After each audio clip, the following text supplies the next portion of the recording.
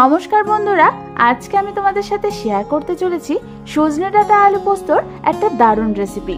এখন যেহেতু বাজারে সজনে ডাঁটা খুব ইজিলি পাওয়া যাচ্ছে, তাই ভাবলাম তোমাদের সাথে এই রেসিপিটা শেয়ার করি।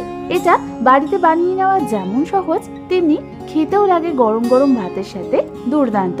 তাহলে চলো এটা বানাতে আমাদের ঠিক কি কি লাগছে সেটা দেখে নিই।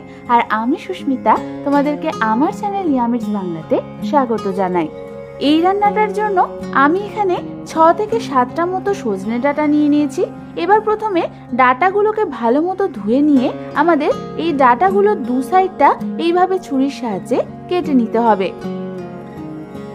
ডাঁটার দু সাইড কাটা হয়ে গেলে এবার আমাদের এই ডাঁটাগুলোকে ঠিক 2 ইঞ্চির মতো মাপ করে লম্বা লম্বা করে কেটে নিতে হবে।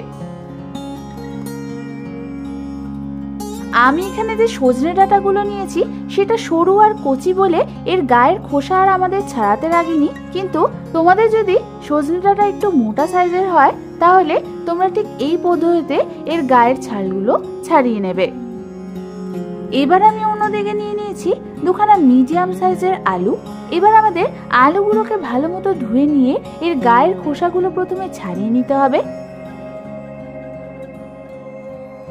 আলুর খোসা ছাড়ানো হয়ে গেলে এবার আমাদের এই আলুগুলোকে এরকম পাতলা পাতলা আর লম্বা লম্বা করে কেটে নিতে হবে। আমাদের সমস্ত আলুগুলোই পাতলা পাতলা আর লম্বা লম্বা করে কাটা হয়ে গেছে। এবার আমি অন্যদিকে একটা বাটির মধ্যে জল নিয়ে নেব আর তার মধ্যে ওই কেটে নেওয়া আলুগুলোকে রেখে দেব। এবার আমি অন্যদিকে একটা মিক্সার গ্রাইন্ডার জারের মধ্যে নিয়ে নিয়েছি প্রায় 2 টেবিল চামচ পরিমাণ পোস্ত। এবার আমাদের এই পোস্তটাকে শুকনো অবস্থাতেই মিক্সিতে একবার ভালো মতো ঘুরিয়ে নিতে হবে। ভালো মতো ঘোরানো হয়ে গেলে আমি এর মধ্যে দিয়ে দেব হাফ কাপ পরিমাণ জল। জল দেওয়ার পরও আরও একবার আমাদের ভালো মতো এটাকে মিক্সিতে ঘুরিয়ে নিতে হবে, তাহলে কিন্তু আমাদের পোস্তর পেস্ট ভালো মতো তৈরি হয়ে যাবে। এবার আমি অন্যদিকে গ্যাস জ্বালিয়ে একটা কড়াই বসিয়ে দিলাম আর তার মধ্যে দিয়ে দিলাম প্রায় 2 টেবিল চামচ পরিমাণ সর্ষের তেল। তেলটা গরম হলেই আমি ওর মধ্যে ফোড়নের জন্য দেব হাফ চামচ পরিমাণ কালো জিরে আর একখানা চিরা কাঁচা লঙ্কা। ফোড়নটাকে হালকা হাতে একটু নাড়াচাড়া করে নিয়ে আমি ওর মধ্যে কেটে নেওয়া ডাঁটা আর আলুগুলোকে দিয়ে দেব আর দিয়ে দেব হাফ চামচ পরিমাণ নুন। এবার আমাদের এই ডাঁটা আর আলুটাকে মিডিয়াম ফ্লেমে হালকা হাতে নাড়াচাড়া করে ভেজে নিতে হবে।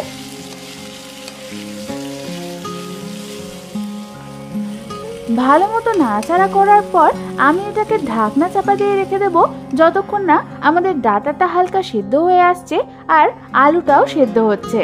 এই ঢাকনা চাপা অবস্থায় থাকাকালীন মাঝের মধ্যে আমাদের এটা ঢাকনা খুলে হালকা হাতে একটু নাড়াচাড়া করে নিতে হবে। তারপর আবারও ঢাকনা চাপা দিয়ে এটাকে রেখে দিতে হবে যতক্ষণ না ডাঁটা আর আলুটা সেদ্ধ হয়ে আসছে। বেশ কিছুক্ষণ পর ঢাকনা খুলে তোমরা দেখো আমাদের ডাঁটার কালার হালকা চেঞ্জ হয়ে এসছে আর আমাদের আলুগুলো হালকা ভাজা হয়ে গেছে আর আলুগুলো সেদ্ধ হয়ে গেছে। ঠিক এই সময় আমি এর মধ্যে দিয়ে দেব বেটে রাখা পোস্তটা আর ওই মিক্সার গ্রাইন্ডার জারের মধ্যে দিয়ে দেব আরো হাফ কাপ পরিমাণ জল। এবার ওই মিক্সার গ্রাইন্ডার জার ধোয়া জলটাও আমি ওর মধ্যে দিয়ে দেব আর দিয়ে দেব হাফ চামচ পরিমাণ হলুদ গুঁড়ো, স্বাদ অনুযায়ী নুন আর স্বাদ অনুযায়ী চিনি।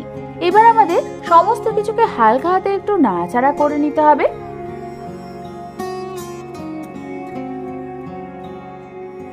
ভালো মতো নাড়াচাড়া করার পর আমি এটাকে ঢাকনা চাপা দিয়ে আবারও রেখে দেব লো ফ্লেমে আরো 3 থেকে 4 মিনিটের জন্য।